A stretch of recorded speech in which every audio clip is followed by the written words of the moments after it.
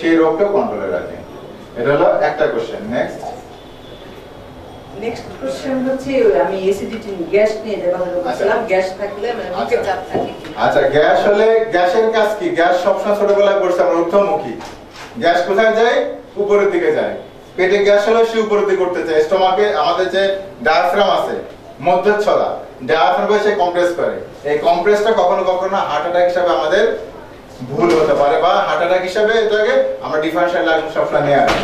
কিন্তু আবার একটা বয়স্ক রোগী এরকম বুকে ব্যথা হচ্ছে, এরকম বহুত ক্ষেত্রে আমি দেখছি গ্যাস গ্যাস করে বহুত রোগী মারা গেছে। সুতরাং বয়স হয়ে গেলে, ডায়াবেটিস থাকলে, উচ্চ রক্তচাপ থাকলে শুধু গ্যাসে দেওয়া যাবে না, ঠিক আছে? তখন সেক্ষেত্রে গ্যাসের জন্য রোগী মারা যাবে না, কিন্তু হার্ট অ্যাটাক হলে রোগী মারা যাবে। এই জন্য আগে হার্ট অ্যাটাক হয়েছে কিনা সেটা আমরা কনফার্ম করবো। ওকে। আর রুটি খেলে গ্যাস হয়, এখন সেই ক্ষেত্রে রুটি খেলে যেহেতু গ্যাস হয়, গ্যাসের ওষুধের মাত্রাটা একটু বেশি করে খেলে ভালো। সেক্ষেত্রে অনেক সময় গ্যাসের পরিমাণ কমে যেতে পারে। তারপরে যদি মনে হয় গ্যাস হয়, আমি একটা সবসময় কথা বলি, রুটি খাওয়া ডায়াবেটিক রোগীর জন্য জরুরি না। রুটির মধ্যে যে গ্লাইসেমিক ইন্ডেক্স মানে এখান থেকে কি পরিমাণ গ্লুকোজ তৈরি হয়, ভাতের চেয়ে রুটির গ্লাইসেমিক ইন্ডেক্স বেশি। আমরা কেন রুটিকে মানে অ্যাডভোকেট করি? মানুষ চাইলেও রুটি বেশি খেতে পারে না, অভ্যাস নাই। কিন্তু ভাত ইচ্ছা করলে যেহেতু আমরা অভ্যস্ত অনেক বেশি খেয়ে ফেলি, সেই জন্য ভাতে বসে রুটি খেতে বলি। কিন্তু আপনি যদি ভাত কম করে খেতে পারেন, এটা আপনার রুটি না খেলেও চলবে, আপনি 3 বেলা ভাত খান, সমস্যা নেই। আমার থাইরয়েড আছে, হ্যাঁ, তো গ্যাসের ব্যাপারে আরেকটু বলতে চাচ্ছি। আমি রেবি ফাস্ট খাই, সকালে খাওয়ার আগে একটা, রাতে খাওয়ার আগে একটা।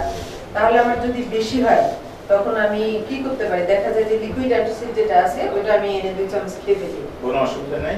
আপনি যেমন আপনি বলছেন যে আমার গ্যাসের ওষুধ রেগুলার খাচ্ছি, ওমাপ্রাজল, ইসোমাপ্রাজল, লেভোপ্রাজল এই গ্রুপে, তারপরে হঠাৎ করে বেশি গ্যাস হলো, অনেক সময় খাওয়া দাওয়া খেতে আসছে না, অ্যাসিডিটি বাড়লো, তাহলে কি করবো? অ্যান্টাসিড খাওয়া যাবে কিনা? অবশ্যই যাবে, কোনো সমস্যা সেটা কন্টিনিউ করতে হবে কিনা? না, কন্টিনিউ আপনি মনে করেন 2-1 দিন খেলে আপনার অ্যাসিডিটি কমে যাচ্ছে, কোনো সমস্যা নেই। আপনার অ্যান্টাসিডটা রেগুলার খাওয়ার কোনো প্রয়োজন নাই। এটা হলো on demand treatment, on demand. আর একটা হচ্ছে কোলেস্টেরল ওষুধ যেটা স্টক আমি খাই, এটা কন্টিনিউ করলে কোনো মানে হাতে পায়ে ব্যথা ট্যাথা বা কোনো সমস্যা হয়? Very good question. এটা হলো অ্যাটোরভাস্টাটিন, ঠিক আছে? অ্যাটোরভাস্টাটিনে কোন রোগীর ক্ষেত্রে less than 5% হলো একটু শরীর ব্যথা হতে পারে, আমরা মাইলজিয়া বলি। সেক্ষেত্রে যদি এরকম হয়, আমরা এটা রোগীর 1.5 সপ্তাহ থেকে 3 সপ্তাহ বা 3 সপ্তাহ পরে, কখনো 6 মাস পর পরে, কোনো রোগী 3 মাস পর পরে আমরা এনজাইম টেস্ট করি। কি? লিভার এনজাইম, মাসেল এনজাইম, ঠিক আছে? এই দুটো টেস্ট করি। যদি এগুলো বাড়ে তাহলে এই গ্রুপের ওষুধ চেঞ্জ করে আমরা অন্য গ্রুপের ওষুধ দিই, ঠিক আছে? যদি সেক্ষেত্রে হয় আমরা চেঞ্জ করে দিই। ধন্যবাদ। কেন শরীর ব্যথার অনেক অন্য কারণও থাকতে পারে, এটা না।